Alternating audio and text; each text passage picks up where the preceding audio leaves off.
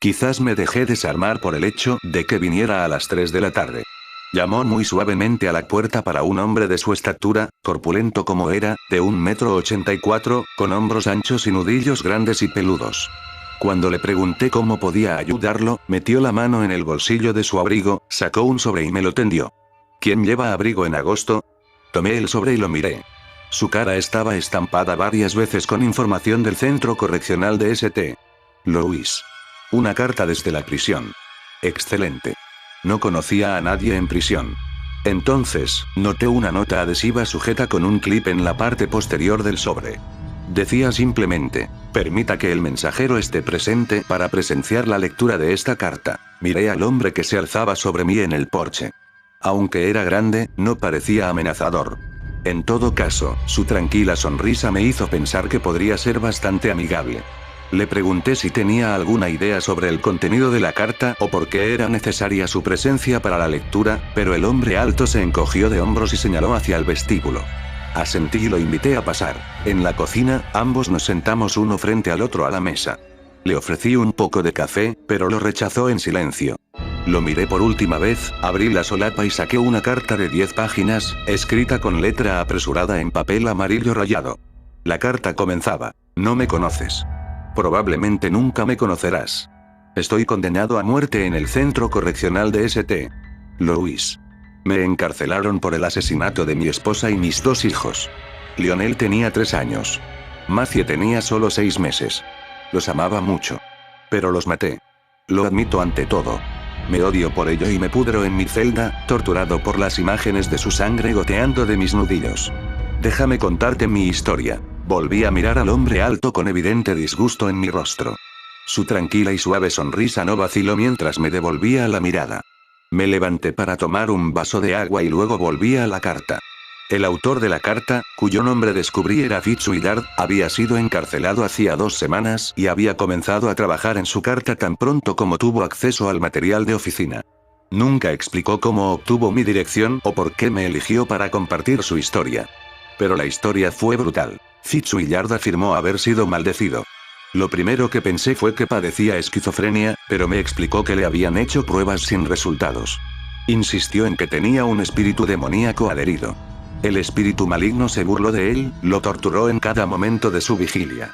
Le susurraba malas acciones al oído mientras yacía en la cama por la noche. Apareció en su reflejo mientras pasaba junto al espejo.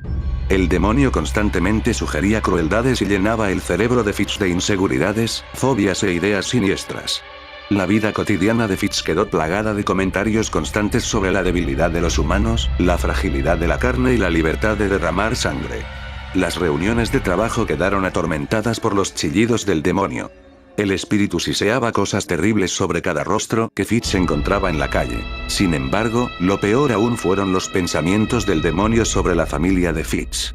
Llamó puta a la esposa de Fitz. Llamaron a los niños bastardos ingratos. El demonio le dijo a Fitz que su familia no lo apreciaba, que su esposa lo estaba engañando y que sus hijos no soportaban estar cerca de él. Que Fitz nunca podría proporcionarles lo suficiente. Que su casa era una pocilga. Que sus ropas eran harapos.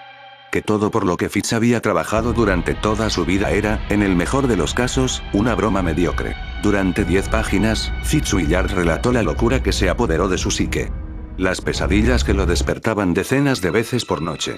El demonio hizo parpadear las bombillas mientras Fitz caminaba debajo de ellas. Hizo que la bañera se pusiera roja, como sangre. Las moscas se acumulaban en los espejos. Y las sugerencias del demonio se volvieron cada vez más furiosas. Se convirtieron en demandas. Amenazas, incluso.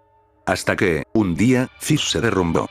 Se hundió en los cráneos de sus 2 hijos pequeños con sus puños desnudos antes de estrangular a su esposa de 8 años con tanta fuerza que le fracturó las vértebras del cuello antes de que ella finalmente se asfixiara. Así terminó la primera carta. El hombre alto se puso de pie y me saludó con la cabeza en silencio, luego lo conduje hacia la puerta principal. No hace falta decir que me sentí conmocionado. ¿Por qué alguien decidiría compartir conmigo una historia tan terrible? Día 2. El hombre alto volvió a aparecer en mi porche, a las 3 de la tarde, y cuando respondí me entregó la segunda carta. A pesar de lo desanimado que estaba por la primera carta, descubrí que mientras estaba sentada viendo la televisión esa noche, no podía quitarme la historia de la cabeza. Tomé la segunda carta y llevé a su repartidor a la mesa de la cocina una vez más. Quería más. ¿Qué palabra hace justicia a la naturaleza de la segunda letra? Oscuro. Retorcido. Desesperado. El papel amarillo estaba plagado de dibujos de figuras desoladas acurrucadas en los rincones y cuerpos diminutos extendidos en charcos de lápiz gris. Manchas de grafito hacían que todos los pequeños garabatos aparecieran en las sombras. La segunda página de la carta era solo un gran dibujo, el rostro de una mujer contorsionado por el sufrimiento, la boca abierta y la garganta llena de gusanos. Arañas enredadas en su cabello. Lágrimas cayendo de sus ojos. Sus manos agarraron su propia cara y sus uñas dentadas se clavaron en sus mejillas. Esa segunda letra le dio un nombre al demonio. Grimdeed. Grimdeed el atormentador. A menudo levantaba la vista de la carta y miraba al hombre sentado frente a mí en la mesa. ¿Sabía él la terrible historia que me estaban contando? ¿Será por eso que era tan importante que él estuviera presente cuando lo leí? Su suave sonrisa nunca vaciló, nunca se desvaneció mientras miraba distraídamente alrededor de mi cocina. Fitz dio más detalles sobre su descenso a la locura. Sobre la llamada entre lágrimas que hizo al 911 mientras estaba de pie junto a los cuerpos sin vida de su familia. Habló sobre el juicio y cómo, incluso en la sala del tribunal, Grimdeed se sentaba detrás de él en la mesa del acusado y maldecía a todos los presentes.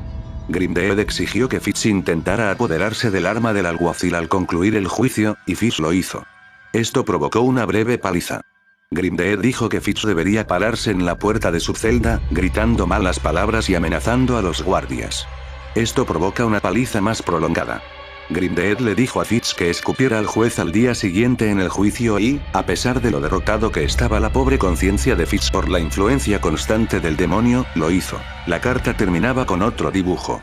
Esta vez toda la sala del tribunal estaba llena de abogados masacrados y el juez colgado sobre su estrado. Todo estaba en el gris manchado de la mina de un lápiz con huellas dactilares sucias presionadas sobre papel amarillo. Al tercer día, estaba sentada en la escalera de abajo, justo al otro lado de la puerta, esperando las 3 en punto. Justo a tiempo llegó el mensajero y sin decir palabra entre nosotros lo dejé cruzar la puerta. Dejó la tercera carta sobre la mesa de la cocina y se sentó. Su sonrisa era más brillante hoy, más amplia de lo habitual. Por su comportamiento me di cuenta de que esta debía ser la última carta. Abrí el sobre y me senté con un café humeante a mi lado. En su tercera carta, Fitz habló de sus días en prisión. Cómo incluso en su encarcelamiento, Grimdeed el atormentador lo perseguía. Describió lo lento que fue el proceso de pena de muerte y cómo podría morir de viejo en su celda de prisión mucho antes de que se fijara la fecha de ejecución. Su caligrafía se convirtió en un garabato apenas legible. Su escritura era frenética. Era una rata, atrapada en una jaula, aguijoneada constantemente por las crueles reflexiones de Grimdeed el atormentador. La cordura de Fitz había desaparecido hacía mucho tiempo. Se garabateó untando algo en las paredes de su celda con las manos. Supongo que son heces. Fitz dijo que estaba pensando en arrancarse las orejas con la esperanza de ensordecerse y escapar de los susurros de Grimdeed. Las páginas amarillas tenían manchas de las lágrimas de Fitz. Se disculpó por eso. Luego, en la última página, una chispa de esperanza. Como si se hubiera detenido y se hubiera recompuesto, su letra volvió a ser limpia y clara. Las últimas líneas dicen: Grimdeed se ha aburrido de mí. Estando encerrado así, no puedo hacer mucho mal digno de él. Me dijo cómo poner fin a mi maldición. Bueno, no, la maldición nunca termina exactamente. Por eso te escribo. Para pasar la maldición a su próxima víctima. Pero, como todavía me queda una pizca de humanidad, al menos les haré saber cómo se hace. Haces que otra persona recoja la maldición de Grimdeed de la misma manera que lo hice yo, invitándolo a tu casa 3 veces. Mi corazón se congeló. No me atrevía a respirar mientras levantaba la vista de la burlona firma de Fitz al final de la carta para encontrar al hombre alto mirándome a los ojos. Sus ojos eran de un negro infinito. Esa sonrisa cruel era más amplia que nunca. «Enciende fuego a la carta», exigió Grimdeed.